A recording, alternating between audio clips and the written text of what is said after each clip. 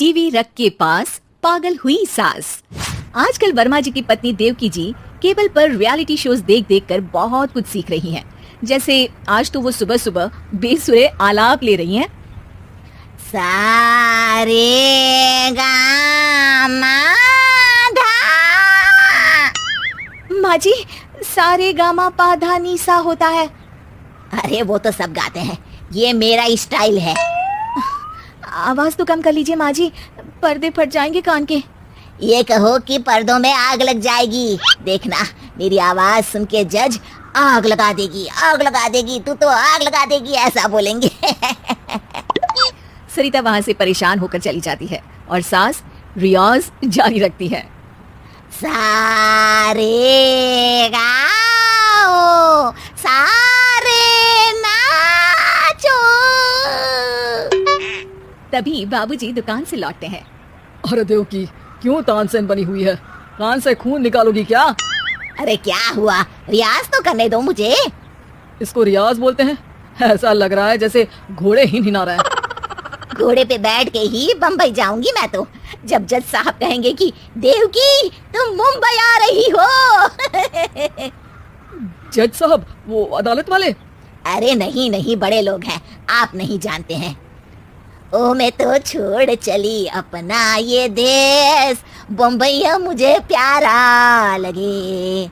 गाना गाती हुई देवकी चली जाती है और बाबूजी अपनी सरफिरी पत्नी के इस संगीत प्रेम की चर्चा करने बहू के पास चले जाते हैं। अरे सरिता बेटा, सुनो तो, ये तेरी सास को क्या हुआ है बेटा? सुबह तो अच्छा भला छोड़कर गया था इसे। सिंगर बनेगी अब वो। सिंगिंग रियलिटी शो में जाने की सुबह से तैयारियां चल रही हैं इनकी। हाँ, अब तो कोयल के सुर मेंढक छेड़ेगा। हे भगवान, सद्बुद्धि दो इसे। इधर बाबूजी भगवान को कहते हैं और उधर राधा रानी प्रकट हो जाती है, देवकी की मोहल्ले की सबसे पक्की दोस्त।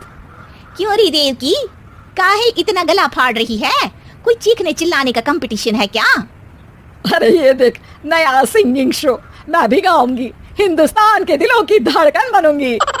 अरे इतना बेसुरा गा के दिलों की धड़कन नहीं, दिलों का अटैक बन जाएगी। इससे तो अच्छा है कि नाच ही ले। वैसे भी दिन भर मोहल्ले में नाचती तो रहती है तू, कभी इसके घर कभी उसके घर। देवकी को समझ में आ जाता है कि उसका गाना किसी को पसंद नहीं आ रहा। अगले दिन सरिता देखती है कि सास पैरों में घुंघरू बांध के नाच रही है। अरे माँ जी, क्या मंजुलिका बनी हुई है आज आप? अरे नाचने दे बहू, जब तक है जान जाने जहां मैं नाचूंगी। अरे माँ जी, अभी जान निकल जाएगी इतनी जोर से नाचेंगी तो। अरे अरे क्या कर रही हो? अरे दिख नहीं रहा, डांस कर रही हो।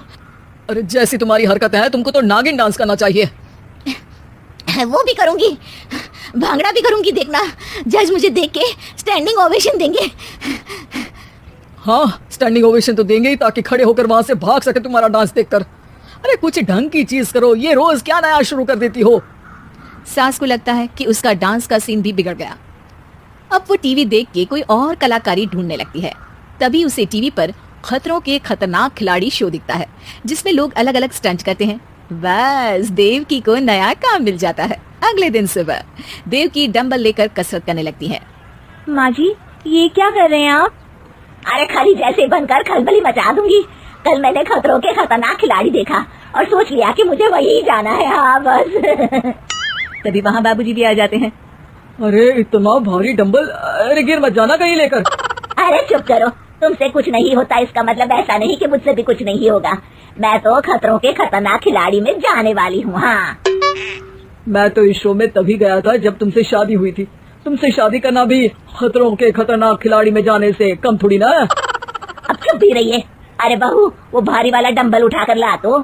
अरे नाना माँ जी, आप संभाल नहीं पाओगी। अरे मैंने टीवी में देखा था, एक आदमी कार उठा लेता है, इतना तो मैं उठा ही सकती हूँ ना।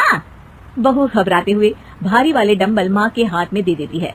जैसे ही माँ दोनों हाथ ऊपर करती है, पूरे शरीर का बैलेंस बिगड़ जाता है और वो पीछे की तरफ गिर जाती है। डंबल जाकर टीवी में लगता है और टीवी फूट जाती है। माँ जी, उठिए माँ जी। बाबूजी बहुत तेज हंसने लगते हैं। बाबा बाबा, टीवी और बीवी, दो टेंशन थे मेरे, आज एक कम हो ही गया। बहू भी सास को उठाते उठाते इस बात पर ताली बजाकर हंसने लगती है और देवकी फिर से गिर जाती है और इस बार देवकी भी अपनी बेवकूफी पे हंसी रोक नहीं पाती।